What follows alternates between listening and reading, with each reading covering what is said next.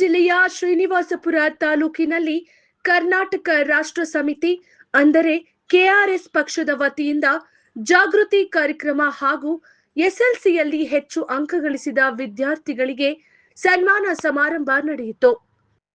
ಕಾರ್ಯಕ್ರಮದಲ್ಲಿ ಮಾತನಾಡಿದ ಕೆಆರ್ಎಸ್ ಪಕ್ಷದ ರಾಜ್ಯ ಕಾರ್ಯದರ್ಶಿ ಇಂದಿರಾ ರೆಡ್ಡಿ, ರಾಜ್ಯದಲ್ಲಿ ಭ್ರಷ್ಟಾಚಾರ ಹೆಚ್ಚಾಗಿದೆ ಎಂದು ಆರೋಪಿಸಿದರು. ಸರ್ಕಾರಿ ಕಚೇರಿಗಳಲ್ಲಿ ಸಾಮಾನ್ಯ ಜನರು ತಮ್ಮ ಕೆಲಸ ಮಾಡಿಸಿಕೊಳ್ಳಲು ಲಂಚ ನೀಡಬೇಕಾದ ಪರಿಸ್ಥಿತಿ ನಿರ್ಮಾಣವಾಗಿದೆ. ಉನ್ನತ ಶಿಕ್ಷಣ ಪಡೆದ ಯುವಕರಿಗೂ ಸರಿಯಾದ ಉದ್ಯೋಗ ಸಿಗುತ್ತಿಲ್ಲ ಎಂದು ಅವರು ಅಸಮಾಧಾನ ವ್ಯಕ್ತಪಡಿಸಿದರು. ನಮ್ಮ ಪಕ್ಷ ರಾಜಕೀಯಕ್ಕಾಗಿ ಅಲ್ಲ, ಜನಸೇವೆಗೆ ಬಂದಿದೆ.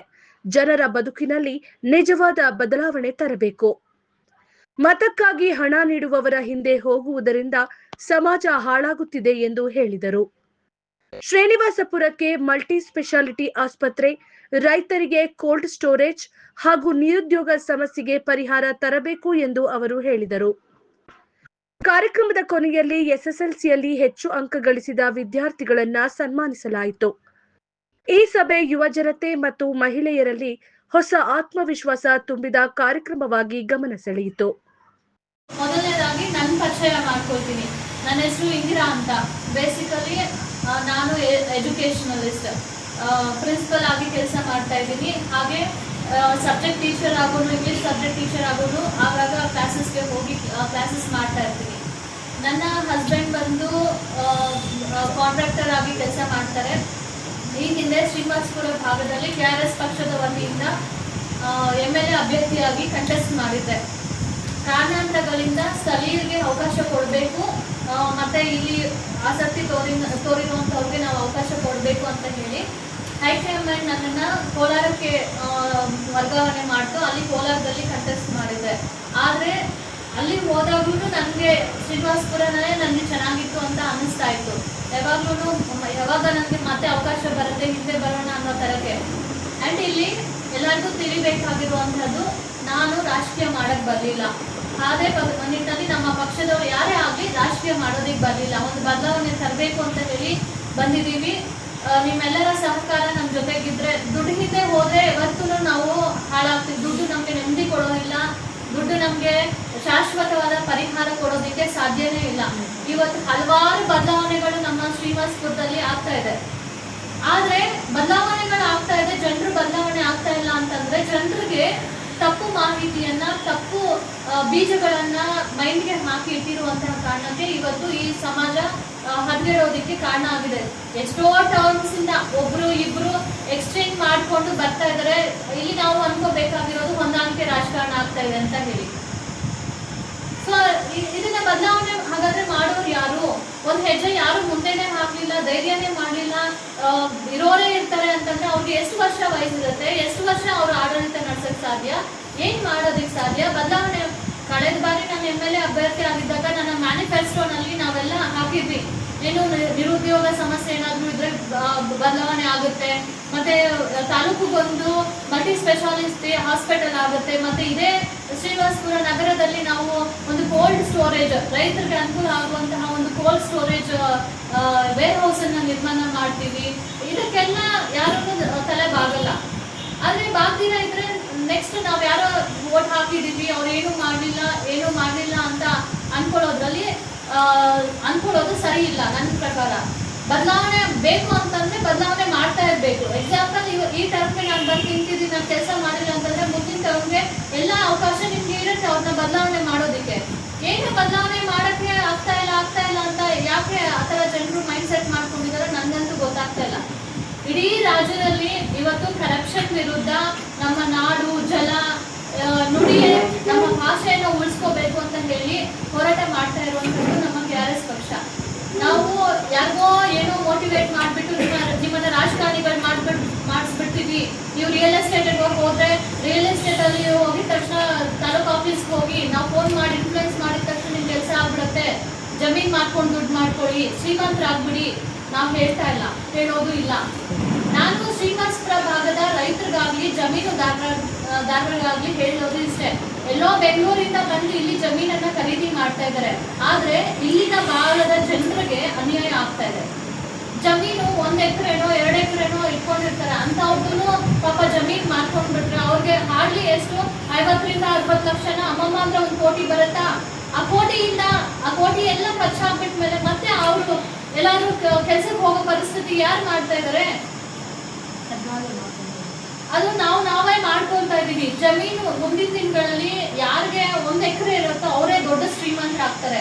ಮುಂದಿನ ದಿನಗಳಲ್ಲಿ ತಿನ್ನೋದಿಕ್ಕೂ ತುಂಬಾ ಕಷ್ಟ ಬರ್ತಾ ಇದೆ. ಈ ಯಂಗ್ ಜನರೇಷನ್ಸ್, ಇಂತಹ ಮಕ್ಕಳು ತುಂಬಾ ಇನ್ಫಾರ್ಮೇಶನ್ ರಿಚ್, ಅಂದ್ರೆ ಅವ್ರಿಗೆ ತುಂಬಾ ಜ್ಞಾನ ಇದೆ. ಆದ್ರೆ ಅವರು ಮಾಡುವಂತಹ ಕೆಲಸಗಳಿಗೆ ನಾವು ಸಪೋರ್ಟ್ ಮಾಡ್ಬೇಕಷ್ಟೇ. ಸೊ ಮುಂದಿನ ಅವರ ಭವಿಷ್ಯಕ್ಕೋಸ್ಕರ ನಾವು ಬದಲಾಗಬೇಕು. ಅಂತಹ ಎಷ್ಟೋ ಮಕ್ಕಳು ಇವತ್ತು ಅನ್ಯಾಯಕ್ಕೆ ಒಳಗಾಗ್ತಾ ಇದ್ದಾರೆ. ಅಷ್ಟೇ ಇಲ್ಲಿರುವಂತಹ ನವೀನ್ ಡಬಲ್ ಗ್ರಾಜುಯೇಷನ್ ಮಾಡ್ಕೊಂಡಿದ್ದಾರೆ, ಡಬಲ್ ಡಿಗ್ರಿ ಮಾಡ್ಕೊಂಡಿದ್ದಾರೆ, ಕೆಲಸ ಕಲ್ದಾಡ್ತಾ ಇದ್ದಾರೆ. ಅವ್ರು ಮಾಡ್ಕೊಂಡಿರೋ ಎಜುಕೇಶನ್ ಬೇರೆ ಕಡೆ ಹೋದ್ರೆ ಕೆಲಸಕ್ಕೆ 15,000 20,000 ಅಷ್ಟೇ ಕೊಡ್ತಾ ಇದ್ದಾರೆ. ಇನ್ನೊಬ್ರು ಕೈ ಕೆಳಗಡೆ ಕೆಲಸ ಮಾಡಿದ್ರೆ ಅದು ಕೂಲಿದಾರರಾಗ್ತಾರೆ ಬಿಟ್ಟು ಅವರು ಬಿಸ್ನೆಸ್ ಆಂಟ್ರಪ್ರಿನರ್ ಆಗೋದಕ್ಕೆ ಸಾಧ್ಯ ಇಲ್ಲ. ಇದನ್ನೆಲ್ಲ ಬದಲಾವಣೆ ಮಾಡಬೇಕು. ಈ ತರದವರು ಹೆಮ್ಮೆಯಿಂದ ನನ್ನ ಕ್ಷೇತ್ರದಲ್ಲೇ ನನಗೆ ಅವಕಾಶ ಇದೆ, ನಾನು ಇಲ್ಲೇ ಬೆಳಿತೀನಿ, ಇಲ್ಲೇ ಇರ್ತೀನಿ, ಇಲ್ಲೇ ಸಾಯ್ತೀನಿ ಅಂತ ಹೇಳ್ಕೊಳ್ಳೋದ್ರಲ್ಲಿ ಎಷ್ಟು ಹೆಮ್ಮೆ ಇದೆ. ಪ್ರತಿಯೊಂದು ಪ್ರಜೆನೂ ಮನಸ್ಸು ಮಾಡಬೇಕು. ದುಡ್ಡು ಶಾಶ್ವತ ಅಲ್ಲ. ಯಾರೋ ಓಟಿಗೆ ದುಡ್ಡು ಕೊಡ್ತಾರೆ ಅಥವಾ ಜಾತಿ ಹಿಂದೆ ಮೇಯ್ನ್ ಆಗಿ ಇವತ್ತು ರಾಜಕಾರಣ, ನನ್ನ ಜಾತಿಯವನು, ನನ್ನ ಧರ್ಮದವನು, ನಾನೇನೋ ಬಿಸ್ನೆಸ್ ಮಾಡ್ತಾ ಇದ್ದೀನಿ, ನನ್ನ ಪಾರ್ಟ್ನರು, ಈ ತರಕ್ಕೆ ಡಿವೈಡ್ ಆಗ್ತಾ ಇದ್ದಾರೆ ಬಿಟ್ರೆ ಅಲ್ಲಿ ಏನು ಬದಲಾವಣೆಗಳು ಆಗ್ತಾ ಇಲ್ಲ. ದಯವಿಟ್ಟು ನಾವೆಲ್ಲ ಹೋಗಿ ಮಟ್ಟದಲ್ಲಿ ಇವಾಗ ಏನು ಸಭೆಗಳನ್ನ ಆಯೋಜನೆ ಮಾಡಿದ್ದೀವಿ, ಈ ಸಭೆಗಳು ಅವೇರ್ನೆಸ್ ಮೂಡಿಸುವಂಥದ್ದು. ಅದೇ ನಿಟ್ಟಿನಲ್ಲಿ ಲೋಕಲ್ ಜನರ ಸರ್ಕಾರ ಇಲ್ದಿರ ನಾವೇನು ಮಾಡೋದಕ್ಕೆ ಸಾಧ್ಯ ಇಲ್ಲ. ಇಲ್ಲಿ ಏನು ಒಂದು ಸಮಸ್ಯೆ ಬಂದಿದೆ ಅಂತಂದ್ರೆ, ಒಂದು ಯಾವುದೋ ಲ್ಯಾಂಡ್ ಲಿಟಿಗೇಷನ್ ಬಂತು ಅಥವಾ ಮತ್ತೊಂದು ಬಂತು, ಅದು ನ್ಯಾಯಬದ್ಧವಾಗಿದ್ರೆ ನಾವು ಹೋಗಿ ಸಪೋರ್ಟ್ ಮಾಡ್ಬೋದು. ಅದು 4 ಜನಕ್ಕೆ ಅನುಕೂಲ ಆಗತ್ತಂತೆ ಹೋಗಿ ಸಪೋರ್ಟ್ ಮಾಡ್ಬೋದು. ಆದ್ರೆ ಬಡವರಿಂದ ಕಿತ್ಕೊಂಡು ಬಂದು ತಿಂದು ಮತ್ತೊಬ್ಬರಿಗೆ ಹಂಚ್ತೀವಿ, ನಾವು ತಿಂತೀವಿ, ನಾವು ಬೆಳಿತೀವಿ ಅನ್ನೋಂಥವ್ರು ನಾವು ಹೇಗೆ ಸಪೋರ್ಟ್ ಮಾಡಕ್ ಸಾಧ್ಯ? ಇನ್ ಕೇಸ್ ಆ ಸಪೋರ್ಟ್ ಮಾಡಿದ್ರು ನಮ್ಮ ಜೊತೆಗೆ ಬರೋಂಥವ್ರು ಏನ್ ಅನ್ಕೊಳ್ತಾರೆ, ಪ್ರಾಮಾಣಿಕರು ಏನ್ ಅನ್ಕೊಳ್ತಾರೆ? ಸೊ ಇದನ್ನೆಲ್ಲ ನಾವು ಬದಲಾವಣೆ ಮಾಡಬೇಕು. ಏನಕ್ಕೆ ನಾವು ಸರ್ಟಿಫಿಕೇಟ್ಸ್ ಇಟ್ಕೊಂಡಿರೋದು? ಏನಕ್ಕೆ ಓದ್ಬಿಟ್ರೆ ಸಾಕಾಗಲ್ವಾ? ನಾನು MBA ಗ್ರಾಜುಯೇಷನ್ ಮಾಡ್ಕೊಂಡಿದ್ದೀನಿ. ಆದ್ರೂ ಇವತ್ತಿನ ಸಮಾಜದಲ್ಲಿ ನನಗೊಂದು ಗೌರ್ಮೆಂಟ್ ಅಲ್ಲಿ ಒಂದು ಕೆಲಸ ಬೇಕು ಅಂತಂದ್ರೆ ನಾನು ಲಂಚ ಕೊಟ್ಟಿಲ್ಲ ಅಂತಂದ್ರೆ ಕೆಲಸ ಸಿಗಲ್ಲ. ರಿಸರ್ವೇಷನ್ಸ್ ಅಲ್ಲಿ ಒಂದಷ್ಟು ಡಿವೈಡ್ ಆಗುತ್ತೆ, ಲಂಚ ಕೊಡೋದ್ರಲ್ಲಿ ಒಂದಷ್ಟು ಡಿವೈಡ್ ಆಗುತ್ತೆ. ಇವತ್ತು KAS UPS ಎಕ್ಸಾಮ್ಸ್ ಬರೆಯುವಂಥವ್ರಿಗೆ ಎಕ್ಸಾಮ್ಸ್ ಡೇಟ್ಸ್ ಅನೌನ್ಸ್ ಮಾಡಿದ್ರು ಅಪ್ಲಿಕೇಶನ್ ಬಿಡುಗಡೆ ಮಾಡಲ್ಲ, ಹಾಲ್ ಟಿಕೆಟ್ಗೆ ಸಮಸ್ಯೆ, ಎಲ್ಲ ಪಾಸ್ ಔಟ್ ಆಗಿ ಹೋದ್ರೂ ಅಲ್ಲಿ ಇಂಟರ್ವ್ಯೂಗಳಲ್ಲಿ ಸಮಸ್ಯೆ, ಇದೆಲ್ಲಾನು ಆಗ್ತಾ ಇದೆ. ಇಂಟರ್ವ್ಯೂನಲ್ಲಿ ಪಾಸ್ ಆದ್ರೂ ಲಂಚ ಕೊಟ್ಟಿಲ್ಲ ಅನ್ನೋ ಕಾರಣಕ್ಕೆ ಹೋಲ್ಡ್ ಮಾಡಿಟ್ಟಿರ್ತಾರೆ. ಇಲ್ಲೇ ಚಿಕ್ಕಬಳ್ಳಾಪುರದಲ್ಲಿ ಮೀನಾಕ್ಷಿ ಅನ್ನೋರು ತುಂಬಾ ಸ್ಟ್ರಗಲ್. ಅವರು PDO ಅಂತ ಹೇಳಿ PDO ಆಗಿ ಆಯ್ಕೆ ಆಗಿದ್ದಾರೆ ಅಂತ ಹೇಳಿ ಎಲ್ಲ ಲೆಟರ್ ಕೊಟ್ಟು ಎಲ್ಲ ನೋಟಿಸ್ ಬೋರ್ಡಲ್ಲಿ ಹಾಕಿದ್ರು ಸಮೇತ ಮೀನಾಕ್ಷಿ ಅನ್ನೋ ಬೇರೆಯವ್ರು ಇದ್ದಾರೆ ಅಂತ ಹೇಳಿ ಇನ್ನೊಬ್ಬರನ್ನ ಪೋಸ್ಟಿಗೆ ಕರ್ಕೊಂಡು ಹೋಗಿ ಅವರು ಅನ್ಎಜುಕೇಟೆಡ್ ಅಂದ್ರೆ ಎಲಿಜಿಬಿಲಿಟಿ ಇಲ್ದಿರೋಂತಹ ಎಜುಕೇಶನ್ ಪಡ್ಕೊಂಡಿರ್ತಾರೆ, ಅವ್ರನ್ನ ಕರ್ಕೊಂಡು ಹೋಗಿ ಆ ಸ್ಥಾನದಲ್ಲಿ ಕೂರಿಸಿರ್ತಾರೆ. ಅವರು ಮೀನಾಕ್ಷಿ ಬೇರೆ ಇನಿಷಿಯಲ್ ಇರುತ್ತೆ, ಇವರು ಇನ್ನೊಂದು ಇನಿಷಿಯಲ್ ಅಲ್ಲಿ ಇರ್ತಾರೆ. ಈ ತರ ಮೋಸ ಆಗ್ತಾ ಇದೆ. ಹಾಗಾದ್ರೆ ಓದಿರುವಂತವ್ರು ಎಲ್ಲಿಗೆ ಹೋಗ್ಬೇಕು? ಓದಿರುವಂತವ್ರು ಲಿಟ್ರಲ್ ಆಗಿ ಇವತ್ತೇನು ಮಾಡ್ತಾ ಇದಾರೆ, ಟೀಮ್ ಮಾಡ್ಕೊಳ್ತಾ ಇದಾರೆ, ಹೋರಾಟಕ್ಕೆ ರೋಡ್ಗೆ ಇಳಿತಾ ಇದ್ದಾರೆ. ಹೋರಾಟ ಮಾಡಿ ಮಾಡಿ ಮಾಡಿ ದಂದು ಲಾಸ್ಟ್ಗೆ ಏನಕ್ಕೂ ಪ್ರಯೋಜನ ಇಲ್ಲ, ಆ ತರಕ್ಕೆ ಆಗ್ಬಿಡ್ತಾ ಇದ್ದಾರೆ.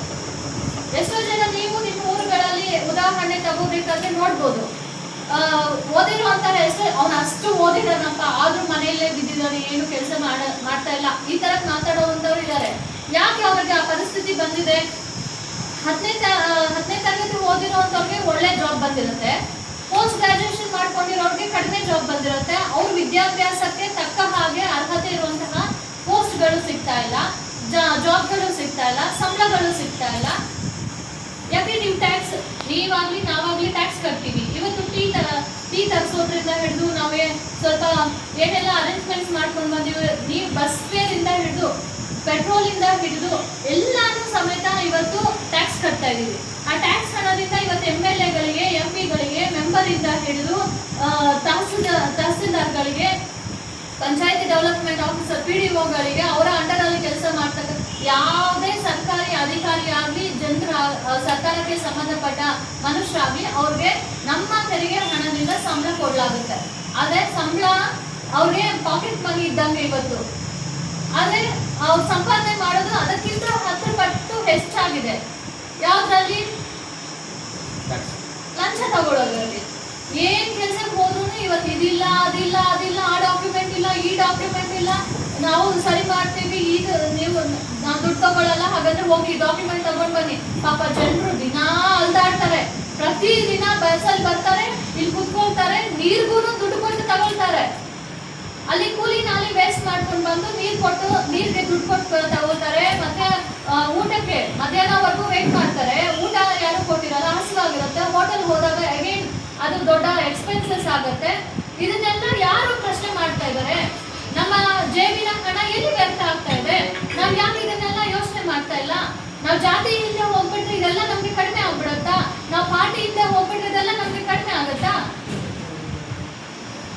ನಮ್ ಶಕ್ತಿ ನಮ್ಮಲ್ಲಿದೆ. ನಾವು ಯಾರೋ ಬಂದು MLA ಅಭ್ಯರ್ಥಿ ಆಸ್ ಪರ್ ನಿಮ್ಮ ಪ್ರಕಾರ MLA ಅಭ್ಯರ್ಥಿ ಅಂದ್ರೆ ಹೆಂಗಿರ್ಬೇಕು, ಏನಾಗಿರ್ಬೇಕು, ಏನ್ ಕೆಲಸ ಮಾಡ್ಬೇಕು? ನಾನ್ ನಿಮ್ಮನ್ನ ಪ್ರಶ್ನೆ ಕೇಳ್ತಾ ಇದ್ದೀನಿ. ಒಂದು MLA ಅಂತಂದ್ರೆ ನಿಮ್ಮ ಪ್ರಕಾರ, ನಿಮ್ಮ ಮನಸ್ಸಿನ ಪ್ರಕಾರ ಏನ್ ಕೆಲಸ ಮಾಡ್ಬೇಕು, ಹೇಗಿರ್ಬೇಕು? ನೀವು KRS ಪಾರ್ಟಿ ಬಿಟ್ಟು ಬೇರೆ ಲೋಕಲ್ ಐಸ್ ಬಂದಿದ್ದೀರಾ? ಯಾರಾದ್ರೂ ಜನಸೇವೆ ಮಾಡಬೇಕು, ಜನರ ಸಮಸ್ಯೆಗಳು ಕೇಳಬೇಕು, ನಡೀತಾ ಇಲ್ಲ ತರ ಇಲ್ವಾ? ನಾವು ಕೇಳ್ತಾ ಇಲ್ಲ. ಬಟ್ ಒಂದು MLA ಅಂತಂದ್ರೆ ನಮ್ಮೆಲ್ಲರ ಸೇವೆ ಮಾಡ್ತೀವಿ. ನಮ್ಗಿರೋಂತಹ ಸಮಸ್ಯೆಗಳನ್ನ ಅಸೆಂಬ್ಲಿಯಲ್ಲಿ ಹೋಗಿ ಮಾತಾಡ್ತೀವಿ. ಅಸೆಂಬ್ಲಿಯಲ್ಲಿ ಒಂದಷ್ಟು ಫಂಡ್ಸ್ ತಗೊಂಡ್ಬಂದು ನಮ್ಮ ಕ್ಷೇತ್ರವನ್ನ ಅಭಿವೃದ್ಧಿ ಮಾಡ್ತೀವಿ. ಇವತ್ತಿಗೆ ಲಾಸ್ಟ್ ಬಜೆಟಿನ ಅಮೌಂಟ್ ಎಷ್ಟು? ಒಂದು ವರ್ಷಕ್ಕೆ ಪ್ರತಿ ವರ್ಷ ಬಜೆಟ್ ರಿಲೀಸ್ ಮಾಡ್ತಾರೆ. ಲಾಸ್ಟ್ ಬಜೆಟ್ ಅಲ್ಲಿ ಎಷ್ಟು ಅಮೌಂಟ್ ಬಿಡುಗಡೆ ಮಾಡಿದ್ರು ನಮ್ಮ ಸರ್ಕಾರ? 4.5 ಲಕ್ಷ ಕೋಟಿ ನಮ್ಮ ತೆರಿಗೆ ಹಣ. 4.5 ಲಕ್ಷ ಕೋಟಿಯಲ್ಲಿ ಇವತ್ತು ಎಷ್ಟು ವಿಧಾನಸಭಾ ಕ್ಷೇತ್ರಗಳಿದೆ ಅದನ್ನ ಈಕ್ವಲ್ ಆಗಿ ಡಿವೈಡ್ ಮಾಡಿದ್ರೆ ಸುಮಾರು 2,000 ಕೋಟಿ ಆದ್ರೂ ಪ್ರತಿ ವರ್ಷಕ್ಕೆ ಒಂದು ಕ್ಷೇತ್ರಕ್ಕೆ ಬರ್ತಾ ಇದೆಯಾ ಫಂಡ್ಸ್? ಕೇಳಿದ್ರೆ ಆಪೋಸಿಷನ್ ಪಾರ್ಟಿ ನಾವು JDS ಇದೀವಿ, ಕಾಂಗ್ರೆಸ್ ಅವ್ರ ಸರ್ಕಾರದಲ್ಲಿದ್ದಾರೆ, ಹಾಗಾಗಿ ನಮ್ಗೆ ಫಂಡ್ಸ್ ಕೊಡ್ತಾ ಇಲ್ಲ. ಅದಕ್ಕೆಲ್ಲ ಕೊಡ್ತಾ ಇಲ್ಲ. ಆದ್ರೆ ರಿಯಲ್ ಎಸ್ಟೇಟ್ ಮಾಡೋದಕ್ಕೆ ಮಾತ್ರ ಅನುಕೂಲ ಮಾಡ್ತಾ ಇದೆ. ಅದಕ್ಕೆಲ್ಲ ಕೊಡ್ತಾ ಇಲ್ಲ. ಇಂಡಸ್ಟ್ರೀಸ್ ತರೋದಕ್ಕೆ ಅನುಕೂಲ ಮಾಡ್ತಾ ಇದೆ. ಅದಕ್ಕೆಲ್ಲ ಕೊಡ್ತಾ ಇಲ್ಲ. ಅವ್ರ ಮನೆಗಳು ಬೆಳೆಸ್ಕೊಳ್ಳೋದಕ್ಕೆ ಅನುಕೂಲ ಮಾಡ್ಕೊಡ್ತಾ ಇದೆ. ಹೊಂದಾಣಿಕೆ ರಾಜಕಾರಣನ ಇದು? ಅದು ನಾವು ಇಷ್ಟು ಕಷ್ಟಪಟ್ಟು ಬೆವರು ಸುರಿಸ್ಕೊಂಡು ರಕ್ತ ಹರಿಸಿ ಪ್ರತಿ ದಿನ ಬೆಳಿಗ್ಗೆ ಇಂದ ಸಾಯಂಕಾಲವರೆಗೂ ದುಡಿದ್ರು ಎಷ್ಟೋ ಜನ ಬೆಂಗಳೂರಲ್ಲಿ ನಾವು ನೋಡ್ತೀವಿ. ಬೆಳಗ್ಗೆ ಒಂದು ಶಿಫ್ಟ್, ರಾತ್ರಿ ಒಂದು ಶಿಫ್ಟ್. ಯಾಕಂತಂದ್ರೆ ಎಲ್ಲ ಪದಾರ್ಥಗಳ ಮೇಲೆ ರೇಟ್ ಜಾಸ್ತಿ, ಕಾಸ್ಟ್ ಆಫ್ ಲಿವಿಂಗ್ ಜಾಸ್ತಿ, ಬಾಡಿಗೆ ಮನೆಗಳ ರೆಂಟ್ ಜಾಸ್ತಿ. ಪ್ರತಿ ತಿಂಗಳು 10% 11% ಬಾಡಿಗೆದಾರರಿಗೆ ಎಷ್ಟು ಮನ್ಸು ಬರುತ್ತೋ ಅಷ್ಟೆಲ್ಲ ಹೈಕ್ ಮಾಡ್ಕೊಳ್ತಾ ಹೋಗ್ತಾ ಇರ್ತಾರೆ. ಇವತ್ತಿಗೆ ನಮ್ಮ ಅಕ್ಕಪಕ್ಕದಲ್ಲಿರುವಂತವ್ರು ಹೇಳೋದು ಮಿನಿಮಮ್ ಅಂದ್ರೆ 15,000 ರೂಪಾಯಿ ಒಂದು ಸಿಂಗಲ್ ಬೆಡ್ರೂಮ್ ಮನೆ ಬಾಡಿಗೆ. ಒಂದು ಮನುಷ್ಯನ್ಗೆ ಬೇರೆ ಕಡೆ ಹೋದಾಗ ಇಂಥ ಡಬಲ್ ಡಿಗ್ರಿ ಮಾಡಿರುವಂತವ್ರಿಗೆ 20,000 ಸಂಬಳ ಕೊಡೋ 15,000 ಬಾಡಿಗೆನೆ ಹೋದ್ರೆ 5,000ದಲ್ಲಿ ಏನ್ ಪರ್ಚೇಸ್ ಮಾಡಕ್ ಸಾಧ್ಯ? ಒಂದು 5 ಲೀಟರ್ ಎಣ್ಣೆ ಖರೀದಿ ಮಾಡ್ಬೇಕಂದ್ರೆ ಎಷ್ಟಾಗತ್ತೆ? ಇವತ್ತು ಅಮ್ಮಮ್ಮ ಅಂದ್ರೆ 2,000 ಒಳಗಡೆ ಒಂದು ಒಳ್ಳೆ ಬ್ರ್ಯಾಂಡ್, ಅದರಲ್ಲೂ ಬ್ರ್ಯಾಂಡ್ ರಿಫೈನ್ಡ್ ಅಂತ ಹೇಳಿ ಪೆಟ್ರೋಲಿಯಂ ಪ್ರಾಡಕ್ಟ್ಸ್ ನ ಮಿಕ್ಸ್ ಮಾಡ್ತಾರೆ. ಅದನ್ನ ನಾವು ಬ್ರ್ಯಾಂಡ್ ಅಂತ ಹೇಳ್ಕೊಂಡು ಯಾರೋ ಸೆಲೆಬ್ರಿಟಿಗಳು ಅಡ್ವರ್ಟೈಸ್ಮೆಂಟ್ ಮಾಡಿದ್ರು ಅಂತ ನಾವು ಬ್ರ್ಯಾಂಡ್ ಅಂತ ಹೇಳಿ ಅದರಿಂದ ಬಿಟ್ಕೊಂಡು ನಾವು ಪರ್ಚೇಸ್ ಮಾಡ್ತೀವಿ. ಆದ್ರೆ ನಮ್ಮ ಅಕ್ಕಪಕ್ಕದ ಮನೆಯಲ್ಲೇನೆ ಏನು ಗಾನಿಗೆ ಆಯಿಲ್ ಮ್ಯಾನುಫ್ಯಾಕ್ಚರ್ ಮಾಡ್ತಾರೆ. ಅದನ್ನ ಮಾಡ್ತಾ ಇದ್ದಾರೆ. ಅವರಿಂದ ತಗೊಳ್ಳಿ ಅಂತಂದ್ರೆ ಈಗೋ ಪ್ರಾಬ್ಲಮ್. ಅವ್ರ ಹತ್ರ ನಾನು ಹೋಗಿ ಯಾಕೆ ನಾನು ದುಡ್ಡು ಕೊಡ್ಬೇಕು, ನಾನು ಯಾಕೆ ದುಡ್ಡು ಕೊಡ್ಬೇಕು ಅಂತ ಹೇಳಿ ಅವ್ರ ಹತ್ರ ಖರೀದಿ ಮಾಡೋದು ಬಿಟ್ಟು ಇಲ್ಲಿ ಪೆಟ್ರೋಲಿಯಂ ಪ್ರಾಡಕ್ಟ್ಸ್ ಖರೀದಿ ಮಾಡ್ಕೊಂಡು ನಾವು ತಿನ್ಕೊಂಡು ಕ್ಯಾನ್ಸರ್ಗೆ ದಾರಿ ಮಾಡ್ಕೊಳ್ತಾ ಇದೀವಿ. ಎಲ್ಲ again mafia, medical mafia, real estate mafia, ಪ್ರತಿಯೊಂದು ಮಾಫಿಯಾ ಆಗ್ಬಿಟ್ಟಿದೆ. ಒಂದು MLA ಆಗ್ಬೇಕಂದ್ರೆ ರೌಡಿಸಮ್ ಇರ್ಬೇಕಂತಾರೆ, ಒಂದು MLA ಆಗ್ಬೇಕಂದ್ರೆ ಸೂಟ್ ಕೇಸ್ ಇರ್ಬೇಕಂತಾರೆ. ನನ್ನಂತೂ ಗೊತ್ತಾಗ್ತಲ್ಲ ಯಾಕೆ ಸೂಟ್ ಕೇಸ್ ಇಟ್ಕೊಂಡು ಬರೋರು ಏನ್ ಮಾಡ್ತಾರೆ? ಅಗೇನ್ ಸೂಟ್ ಕೇಸ್ ಖಾಲಿ ಮಾಡ್ಕೊಂಡು ಮತ್ತೆ ಫುಲ್ ಮಾಡ್ಕೊಳಕ್ ನೋಡ್ತಾರೆ. ಹಾಗಾಗಿ ನಾವು ಶ್ರೀನಿವಾಸಪುರದ ಜನರಲ್ಲಿ ನಾವು ಕೇಳ್ಕೊತಾ ಇದ್ವಿ. ಈ ಹಿಂದೆ ನಮ್ಮ ಆನಂದ್ ಅವರು MLA ಅಭ್ಯರ್ಥಿಯಾಗಿ ನಿಂತಿದ್ರು. ಯಾರೇ ನಿಂತ್ಕೊಂಡ್ರು ಪರವಾಗಿಲ್ಲ, ನಮ್ಗೆ ಪರವಾಗಿಲ್ಲ, ನಮ್ಗೆ ಪವರ್ ಆಸೆ ಯಾವ್ದು ಇಲ್ಲ, ಪವರ್ ಬರ್ಬೇಕು ಅಂತ ಅಂದ್ರೆ ಸೈನಿಂಗ್ ಅಥಾರಿಟಿ ಅಂತ ಇದ್ರೆ ಲಾಸ್ ಏನು ನಮ್ಗೆ ಬೇಕಾಗಿರುವಂತಹ ಶಾಸನಗಳನ್ನ ರೂಪಣೆ ಮಾಡೋದಕ್ಕೆ MLA ಅನ್ನೋದು ಒಂದು ಪವರ್. ಗೆದ್ರೆ ಆ ನಮ್ಮ ಜನರ ತಕ್ಕ ಹಾಗೆ ನಾವು ಒಂದು ಶಾಸನಗಳನ್ನ ಮಾಡ್ಬೋದು ಅನ್ನೋದು ನಮ್ಮ ಇಂಟೆನ್ಷನ್. ಇವತ್ತು ನೀವು ಫೇಸ್ಬುಕ್ ಓಪನ್ ಮಾಡಿ ನೋಡಿದ್ರೆ ಹಲವಾರು ಸಕ್ಸಸ್ ಸ್ಟೋರೀಸ್ KRS ಪಕ್ಷ ಮಾಡಿದೆ. ಈ ಭಾಗದಲ್ಲೂ ಒಂದು ಒಳ್ಳೆ ಬದಲಾವಣೆ ಮಾಡಲೇ ಬಿಡಬೇಕು ಅಂತ ಹೇಳಿ ಮುಂದೆ ಆಗಿದ್ದೀವಿ. ನಾನಂತೂ ಎಸ್ಪೆಷಲಿ ಹೆಣ್ಮಕ್ಳು ಕೂತಿದ್ದೀರಾ, ಹೆಣ್ಮಗು ಆಚೆ ಬರೋದು ಅಷ್ಟು ಈಸಿ ಅಲ್ಲ. ಇಲ್ಲಿ ಎಷ್ಟು ಜನ ಮನೆಯಲ್ಲಿ ಹೆಣ್ಮಕ್ಳನ್ನ ನೀವು ಆಚೆ ಕೆಲಸದ ಮೇಲೇನೋ ಅಥವಾ ರಾಜಕೀಯಕ್ಕೆ ಕಲಿಸಿದ್ದೀರಾ? ಇಫ್ ಯು ಡೋಂಟ್ ಮೈಂಡ್ ಕೈ ಎತ್ತುತ್ತೀರಾ? ನೋಡಿರೋ ಪ್ರಕಾರ ಶೂನ್ಯ, ತೀರಾ ಕಡಿಮೆ. ಯಾಕೆ ಅಂತಂದ್ರೆ ಕಲಿಸೋದಿಲ್ಲ, ಯಾಕಂದ್ರೆ ಹೆಣ್ಮಕ್ಳು ಮನೆಯಲ್ಲಿ ಇರ್ಲಿ ಅನ್ನೋ ಭಾವನೆ. ಆದ್ರೆ ನಾನು ಒಂದು ಹೆಜ್ಜೆ ಮುಂದೆ ಹಾಕಿ ಇಷ್ಟು ಧೈರ್ಯ ತಗೊಂಡು ಕುಟುಂಬನೆಲ್ಲ ಬಿಟ್ಟು, ನನಗೂ ಒಂದು ಮಗಳಿದ್ದಾಳೆ, 3ನೇ ತರಗತಿ ಹೋಗ್ತಾ ಇದ್ದಾಳೆ, ಅವಳನ್ನ ಬಿಟ್ಟು ಅತ್ತೆ ಇದ್ದಾರೆ, ಅಪ್ಪ ಅಮ್ಮ ಪಕ್ಕದಲ್ಲೇ ಇದ್ದಾರೆ, ಅವರು ವಯಸ್ಸಾಗಿರುವಂತವ್ರು ಎಲ್ಲರೂ ಇದ್ದಾರೆ. ಆದ್ರೆ ಇವತ್ತು ಏನೋ ಗೊತ್ತಿಲ್ಲ, ದೇವರು ನಮ್ಗೆಲ್ಲ ಈ ಹಾದಿನೇ ತೋರಿಸ್ಬಿಟ್ಟಿದ್ದಾರೆ, ಸೇವೆ ಮಾಡ್ಕೊಂಡು ಇರ್ಬೇಕು ಅಂತ ಹೇಳಿ. ಪ್ರಾಮಾಣಿಕವಾಗಿ ಜನರಿಗೆ ಏನ್ ಬೇಕೋ ಆ ಸೌಲಭ್ಯಗಳನ್ನ ಅಷ್ಟೇ ಮಾಡಬಲ್ಲೆ ಅನ್ನೋ ಅಂತ ಇಂಟೆನ್ಷನ್ ಇಟ್ಕೊಂಡು ಮುಂದೆ ಹಾಕಿರುವಂತದ್ದು. ಈ ಹಿಂದೆ ಈಗಿರ್ತಕ್ಕಂತಹ ಪಕ್ಷಗಳು JDS ಆಗ್ಲಿ, BJP ಆಗ್ಲಿ, ಕಾಂಗ್ರೆಸ್ ಆಗ್ಲಿ, ಮನೆ ಬಾಗಿಲಿಗೆ ಸರ್ಕಾರಿ ಸೇವೆಗಳು ಮನೆ ಬಾಗಿಲಿಗೆ ಅಂತ ಹೇಳ್ತಾರೆ. ಮನೆ ಬಾಗಿಲ ಹತ್ರ ಹೋದ್ರೂ ಸಹ ಅಲ್ಲಿನೂ ದುಡ್ಡು ತಗೊಂಡು ಆ ಕೆಲಸ ಮಾಡ್ಕೊಡ್ತಾರೆ. ಆದ್ರೆ ನಾವು ಕಳೆದ 1 ತಿಂಗಳು 2 ತಿಂಗಳಿಂದ ನಾನು ನನ್ನ ಗ್ರಾಮದ ಸೈನಿಕ, ನನ್ನ ಗ್ರಾಮದ ಅಭಿವೃದ್ಧಿಯೇ ನನ್ನ ಗುರಿ ಅಂತ ಹೇಳಿ ಈ ಟ್ಯಾಗ್ಲೈನ್ ಯಾಕೆ ಕೊಟ್ಟಿದ್ದೀವಿ ಅಂತಂದ್ರೆ, ಪ್ರತಿಯೊಂದು ಪ್ರಜೆಯಲ್ಲೂ ಆ ಮನಸ್ಸಲ್ಲೂ ಬರಬೇಕು, ಈ ಊರು ನನ್ನದು, ಈ ಊರಿಗೆ ನಾನೇ ಏನಾದ್ರು ಒಳ್ಳೇದು ಮಾಡ್ಕೋಬೇಕು, ಎಲ್ಲರನ್ನು ಒಗ್ಗೂಡಿಸ್ಕೊಳ್ಳೋಣ, ಯಾವ ಜಾತಿ ಆದ್ರೇನು, ಯಾವ ಧರ್ಮ ಆದ್ರೆ ಏನು ಅಂತ ಹೇಳಿ ನಾವು ಮೊದಲು ತಿಳ್ಕೋಬೇಕು. ಅದು ಬಿಟ್ಟು ನಾನು JDS ಅವನು, ನಾನು ಕಾಂಗ್ರೆಸ್ ಅವನು, ನಾನು BJP ಅವನು ಅಥವಾ ನಾನು ಮತ್ತೊಂದು ಅಂತ ಹಿಂದೆ ಹೋದ್ರೆ ಕಿತ್ತಾಡ್ಕೊಂಡಿರ್ತೀವಿ. ಬಿಟ್ರೆ ಸರ್ಕಾರದಿಂದ ಬರುವಂತ ಅನುದಾನಗಳು ಯಾರೋ ಒಬ್ಬರು ಇಬ್ಬರು ತಗೊಳ್ತಾರೆ, ಮಿಕ್ಕಿದೆಲ್ಲ ಲೂಟಿ ಹೊಡೆಯೋರು ಹೊಡ್ಕೊಳ್ತಾ ಇರ್ತಾರೆ. ಮೊದಲು ನಾವು ಅಲ್ಲಿ ಬದಲಾವಣೆ ಆಗ್ಬೇಕು. ಎಷ್ಟೋ ವಿದ್ಯಾರ್ಥಿಗಳಿಂದ ಹಿಡಿದು ಹೆಣ್ಮಕ್ಳಿಂದ ಹಿಡಿದು ಎಷ್ಟೋ ಸೌಲಭ್ಯಗಳಿದೆ ಗವರ್ಮೆಂಟ್ ಇಂದ. ಬಡವರು ಅಂತ ಹೇಳ್ತಾ ಇದಾರೆ. ಆ ಸೌಲಭ್ಯಗಳನ್ನ ನಾನು ನೋಡಿದಾದ್ಮೇಲೆ ಇಷ್ಟು ಸೌಲಭ್ಯಗಳಿವೆ. ಒಬ್ಬೊಬ್ರು ಎಲಿಜಿಬಿಲಿಟಿ ಇರೋಂಥವ್ರು ತಗೊಂಡ್ರೆ ಒಂದೊಂದು ಮನೆಗೂ ಮಿನಿಮಮ್ 15ರಿಂದ 20 ಸಾವಿರ ದುಡ್ಡು ಬರುತ್ತೆ. ಆ ಸೌಲಭ್ಯಗಳನ್ನೆಲ್ಲ ಪ್ರಾಮಾಣಿಕವಾಗಿ ತಗೊಂಡ್ರೆ ಯಾಕೆ ಜನರು ಅದನ್ನೆಲ್ಲ ಬಿಟ್ಬಿಟ್ಟು ಮತ್ತೆ ಸಾಲ ಮಾಡ್ಕೊಂಡು ಹೋಗ್ತಾ ಇದ್ದಾರೆ? ಅದೊಂದು ಟ್ರಿಕ್ಸ್. ಇಲ್ಲಿ ಏನು ಶ್ರೀನಿವಾಸಪುರ ಭಾಗದಲ್ಲಿ ಸಾಲ ಕೊಡೋದು ಒಂದು ಟ್ರಿಕ್ಸ್.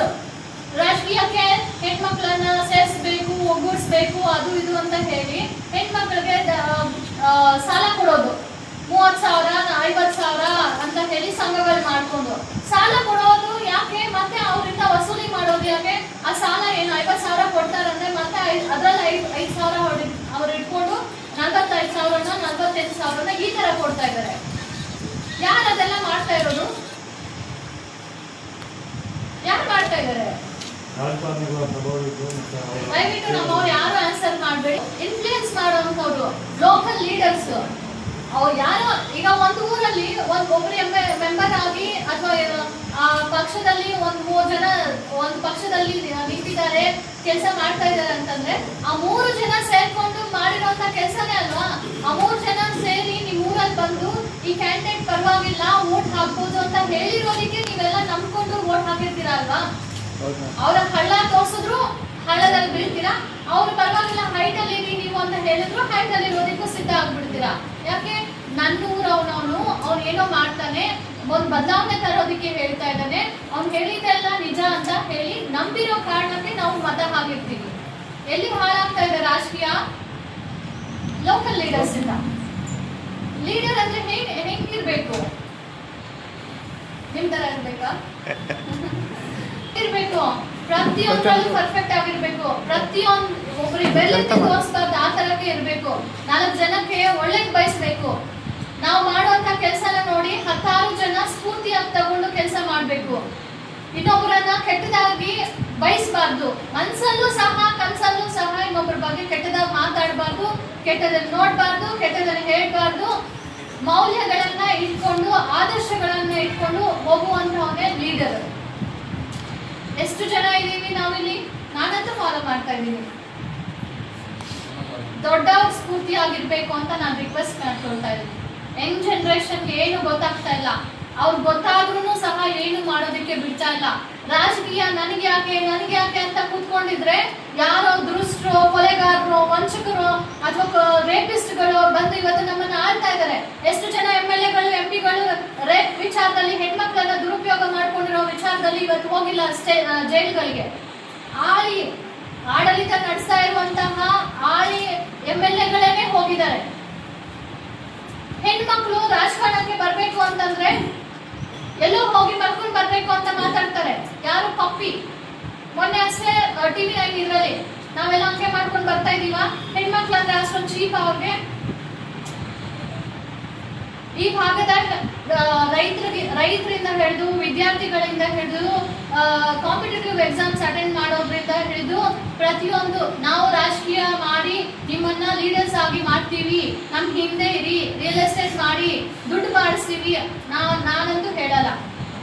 ಅದೇ ನಿಟ್ಟಿನಲ್ಲಿ ಇವತ್ತು KRS ಪಕ್ಷ FPO ಅಂತ ಮಾಡಿದೆ, ಫಾರ್ಮರ್ ಪ್ರೊಡಕ್ಷನ್ ಕಂಪನಿ ಅಂತ ಹೇಳಿ. ಇಡೀ ದೇಶದಲ್ಲಿ ಇದು ಸುಮಾರು 10,000 ಕಂಪನಿಗಳು ಮಾಡಬೇಕು ಅಂತ Narendra Modi government, central government permission ಕೊಟ್ಟಿರುವಂಥದ್ದು. ಅದರಲ್ಲಿ 2,400-500 ಕಂಪನಿಗಳು ಅಷ್ಟೇ ಆಗಿದೆ. ಇವತ್ತು ನಮ್ಮ ಭಾಗದಲ್ಲಿ ಈ ಕಂಪನಿಯನ್ನ ಡೆವಲಪ್ ಮಾಡೋದ್ರ ಮುಖಾಂತರ ಉತ್ತರ ಕರ್ನಾಟಕ ಸೈಡ್ ತುಂಬಾ ಚೆನ್ನಾಗಿ ಬಿಲ್ಡಪ್ ಮಾಡ್ಕೊಳ್ತಾ ಇದ್ದಾರೆ. ಇವತ್ತು ಮಿಲೆಟ್ಸ್ ಆಗಿರ್ಬೋದು, ಸಿರಿಧಾನ್ಯಗಳಾಗಿರ್ಬೋದು ಎಲ್ಲ ಬಂದಿದ್ದು ಎಲ್ಲಿಂದ? ಆ ಮ್ಯಾನುಫ್ಯಾಕ್ಚರರ್ಸ್ ಎಲ್ಲಿದ್ದಾರೆ? ಎಲ್ಲ ಉತ್ತರ ಕರ್ನಾಟಕ ಅವರೇ ಮ್ಯಾಕ್ಸಿಮಮ್ ಇರೋದು. ಮತ್ತೆ ಆರ್ಗ್ಯಾನಿಕ್ ಫುಡ್ ಐಟಮ್ಸ್ ಅಂತ ಹೇಳಿ ಎಲ್ಲ ಉತ್ತರ ಕರ್ನಾಟಕದಿಂದ ಈ ಫಾರ್ಮರ್ ಪ್ರೊಡಕ್ಷನ್ ಆರ್ಗನೈಸೇಷನ್ ಅನ್ನ ಇಂಪ್ಲಿಮೆಂಟ್ ಮಾಡ್ತಾ ಇದ್ದಾರೆ. ಆದ್ರೆ ನಮ್ಮ ಸೌತ್ ಇಂಡಿಯನ್ಸ್ಗೆ ಗೊತ್ತಾಗ್ತಾ ಇಲ್ಲ, ಈ ಕಡೆ ಭಾಗಕ್ಕೆ ಗೊತ್ತಾಗ್ತಾ ಇಲ್ಲ. ರೈತರು ಎಷ್ಟೆಲ್ಲ ಅನುಕೂಲಗಳು ಮಾಡ್ಕೋಬಹುದು, ಮತ್ತೆ ರೈತರಿಗೆ ಸರಿಯಾದ ಬೆಲೆ ಕೊಡ್ತಾ ಇಲ್ಲ ಅವ್ರು ಮಾಡಿರುವಂತಹ ಕೃಷಿಗೆ ಅಂತ ಹೇಳಿ ಹೇಳ್ತಾರೆ. ಆದ್ರೆ ಈ FPO ಆರ್ಗನೈಸೇಷನ್ ಇಂದ ಖಂಡಿತವಾಗ್ಲೂ 100% ರೈತರಿಗೆ ಒಳ್ಳೆ ಬೆಳೆ ಸಿಗುತ್ತೆ, ಅವ್ರಿಗೆ ಬಿಸ್ನೆಸ್ ಪ್ಲಾಟ್ಫಾರ್ಮ್ ಕ್ರಿಯೇಟ್ ಆಗುತ್ತೆ. ದುಡ್ಡು ಮಾಡೋದಕ್ಕೆ ಎಷ್ಟೋ ಕ್ಷೇತ್ರಗಳು ಇವತ್ತು ಈ FPO ಮುಖಾಂತರ ನಾವು ಮಾಡ್ಕೊಡ್ತಾ ಇದೀವಿ. ದುಡ್ಡು ಅಂದ್ರೆ ಪ್ರಾಮಾಣಿಕವಾಗಿ ದುಡ್ಡು ಮಾಡುವಂಥದ್ದು, ಯಾರೋ ಹಾಳು ಮಾಡಿ ಇನ್ನೊಬ್ಬರ ಮೇಲೆ ಕೈ ಇಟ್ಟು ಇನ್ನೊಬ್ಬರ ಸಂಸಾರ ಹಾಳು ಮಾಡಿ ನೈತಿಕತೆಗಳನ್ನ ಕಲ್ಕೊಂಡು ದುಡ್ಡು ಮಾಡುವಂಥದ್ದು ನಾವು ಹೇಳ್ಕೊಡ್ತಾ ಇಲ್ಲ. ಈ FPO ನೀವು ಶೇರ್ದಾರರಾಗ್ಬೋದು, ನೀವು ರೈತರಾಗಿ ಏನ್ ಬೆಳೆ ಮಾಡ್ತೀರಾ ಇದನ್ನೆಲ್ಲ ನಮ್ಗೆ ನಮ್ ಜೊತೆಗಿದ್ದು ತಂದು ಕೊಡ್ಬೋದು, ಮತ್ತೆ ಈ ಕಂಪನಿಯನ್ನ ಹೆಚ್ಚು ರೀತಿಯಲ್ಲಿ ಡೆವಲಪ್ ಮಾಡ್ಬೋದು. ಅದೇ ನಿಟ್ಟಿನಲ್ಲಿ ವಿದ್ಯಾರ್ಥಿಗಳಿಗೂ ಎಷ್ಟೋ ಅವಕಾಶಗಳಿದೆ. ಅವ್ರಿಗೆ ಬೇಸಿಕ್ ಇಂದ ಹಿಡಿದು ಅವರು ಇನ್ನೇನು ರೆಡಿ ಟು ಫೇಸ್ ಏನು ಸೊಸೈಟಿ ಅನ್ನೋ ತರಕ್ಕೆ ಅವ್ರು ಡೆವಲಪ್ ಆಗ್ತಾ ಇದ್ದಾರೆ. ಈಗ 10th ಮುಗಿದ ಅಂತ ಅಂದ್ಮೇಲೆ ಹೆಚ್ಚು ಮುಂದಿನ ದಿನಗಳಲ್ಲಿ ಏನ್ ಮಾಡ್ಬೇಕು ಅಂತ ಅವ್ರಿಗೆ ಗೊತ್ತಿರಲ್ಲ.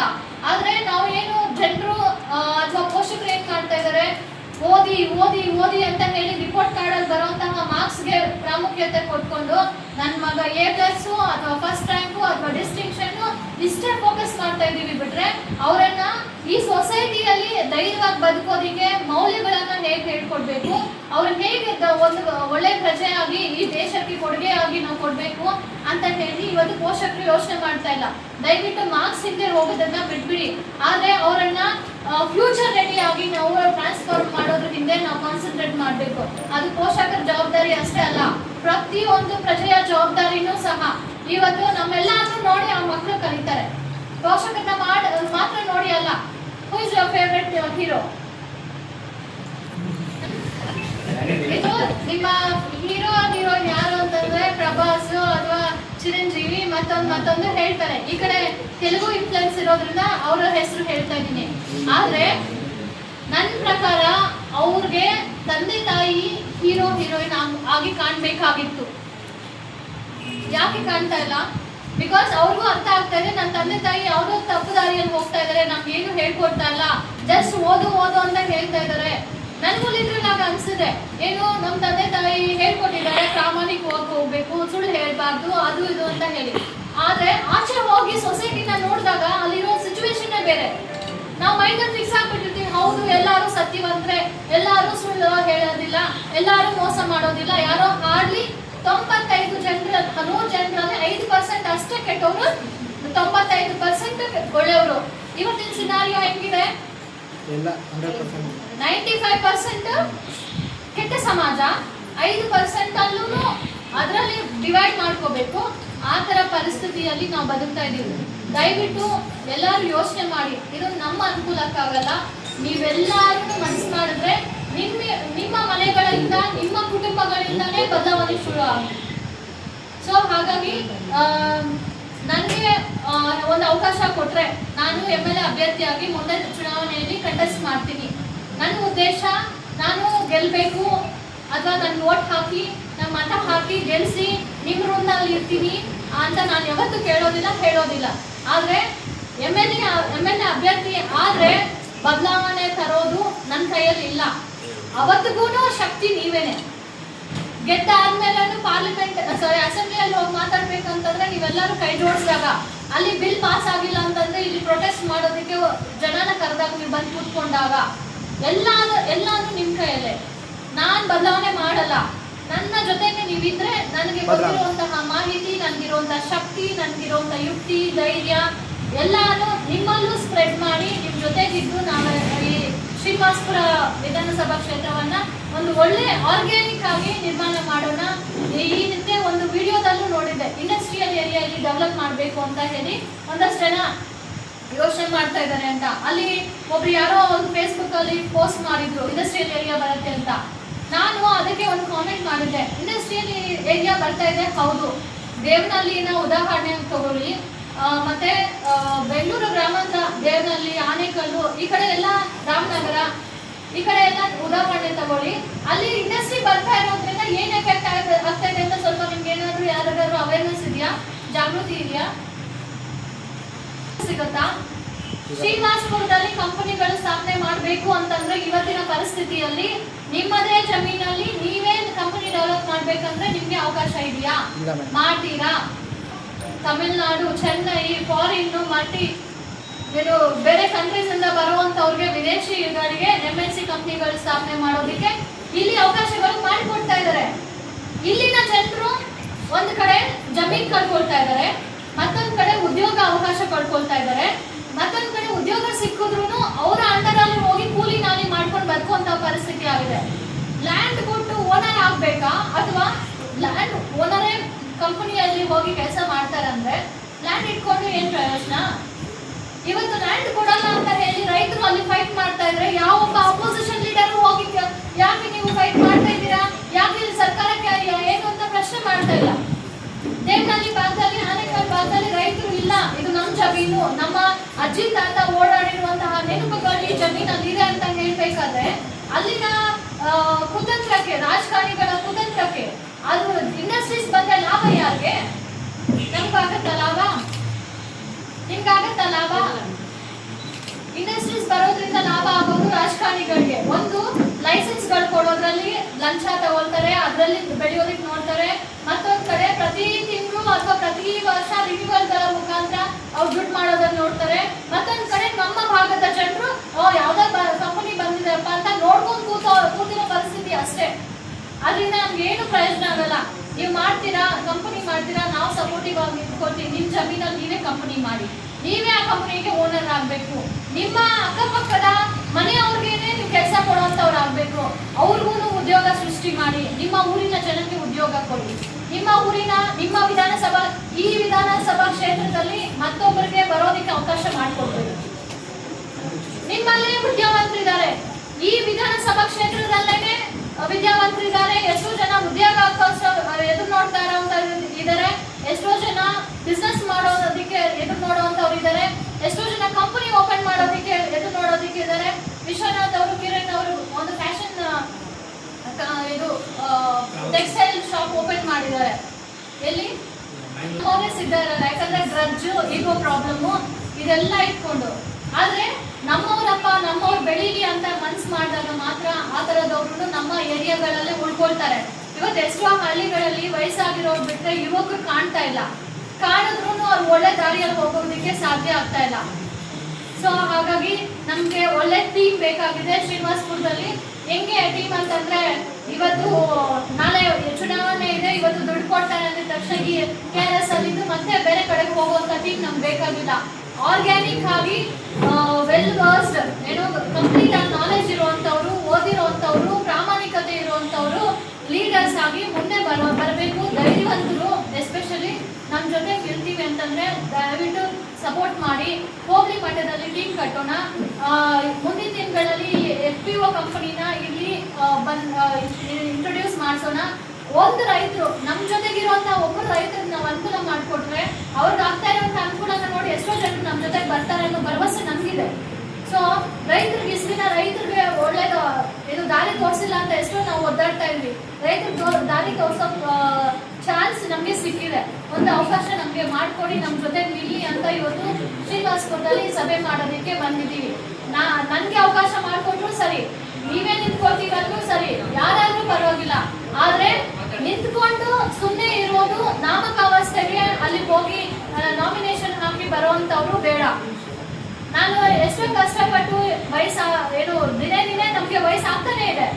ಇಷ್ಟು ವರ್ಷ ದುಡ್ಡು ಖರ್ಚು ಮಾಡ್ಕೊಂಡು ಬರೋದು ಅಥವಾ ಫ್ಯಾಮಿಲಿನ ಬಿಟ್ಟು ಆ ಫ್ಯಾಮಿಲಿಗೆ ಟೈಮ್ ಕೊಡ್ತೀರಾ, ಇಲ್ಲಿ ಬಂದು ಸರ್ವಿಸ್ ಅಲ್ಲಿ ಟೈಮ್ ಕೊಟ್ಟು ಬಂದ್ಮೇಲೆ ಏನೋ ಒಂದು ಬದಲಾವಣೆ ಆಗ್ಬೇಕಲ್ಲ. ಆ ಬದಲಾವಣೆ ಮಾಡೋದಕ್ಕೆ ಅವಕಾಶ ಮಾಡಿಕೊಡಿ. ನನ್ನ ಟೈಮು, ನನ್ನ ಕೆಲಸ ಏನೆಲ್ಲ ತ್ಯಾಗ ಮಾಡಿ ಬಂದಿದ್ದೀನಿ ಆ ತ್ಯಾಗಕ್ಕೆ ಒಂದು ಅರ್ಥ ಇರಬೇಕು ಅಂತ ಕೇಳೋದಕ್ಕೆ ಬಂದಿದ್ದೀನಿ. ಆರ್ಗ್ಯಾನಿಕ್ ಆಗಿರುವಂತಹ ಜನರು ನಮ್ಮ ಜೊತೆಗೆ ಬೇಕು, ಪ್ರಾಮಾಣಿಕವಾಗಿರುವಂತಹ ಜನರು ನಮ್ಮ ಜೊತೆಗೆ ಬೇಕು. ದುಡ್ಡು ಹಿಂದೆ ಹೋಗುವಂಥವ್ರು ಬೇಕಾಗಿಲ್ಲ. ನಿಮ್ಗೆ ಆರ್ಥಿಕ ಪರಿಸ್ಥಿತಿ ಚೆನ್ನಾಗಿದೆ, ನಿಮ್ಮ ಹಳ್ಳಿಯಲ್ಲಿ ನೀವು ಉದ್ಯೋಗ ಮಾಡಿಲ್ಲ ಅಂದ್ರೂ ಪರವಾಗಿಲ್ಲ, ಆರ್ಥಿಕವಾಗಿ ಚೆನ್ನಾಗಿದ್ದೀರಾ ಅನ್ನೋಂಥವ್ರಿಗೆ ಈ ಎಲ್ಲ ಕಂಪ್ಲೀಟ್ ಪ್ಲಾಟ್ಫಾರ್ಮ್ ನಿಮಗೆ ಅವಕಾಶ ಮಾಡಿಕೊಡ್ತಾ ಇದೆ. ದಯವಿಟ್ಟು ಬನ್ನಿ, ಸುಳ್ಳು ಹೇಳಬೇಡಿ. ಯಾಕಂದ್ರೆ ನಾವು ಹೇಳೋದು ಮತ್ತೊಬ್ಬರು ನೋಡ್ತಾ ಇರ್ತಾರೆ, ನಾವು ಏನ್ ಮಾತಾಡ್ತೀವಿ ಅದ್ರ ಮೇಲೆ ನಿಂತ್ಕೋಬೇಕು, ಅವಾಗಲೇ ನಮಗೂ ಒಂದು ರೆಸ್ಪೆಕ್ಟ್ ಸಿಗುತ್ತೆ. ಸೊ ಆ ಥರ ಪ್ರಾಮಾಣಿಕತೆ ಇರುವಂಥವ್ರು ನಮ್ಮ ಜೊತೆ ಕೈ ಜೋಡಿಸ್ಬೇಕು ಅಂತ ಈ ಮೂಲಕ ಕೇಳ್ಕೊಳ್ತೀವಿ. ನಿಮ್ಮ ಅಭಿಪ್ರಾಯಗಳು ನಾನಾಗ್ಲಿ ಮತ್ತೊಬ್ಬರಾಗ್ಲಿ KRS ಪಕ್ಷದಿಂದ ಕಂಟೆಸ್ಟ್ ಮಾಡೋದಕ್ಕೆ ನಿಮ್ಮ ಅಭಿಪ್ರಾಯಗಳು ಏನು ಅಂತ ತಿಳ್ಕೋಬೇಕು ಅಂತ ನನಗಿದೆ. ದಯವಿಟ್ಟು ಒಬ್ಬೊಬ್ಬರೇ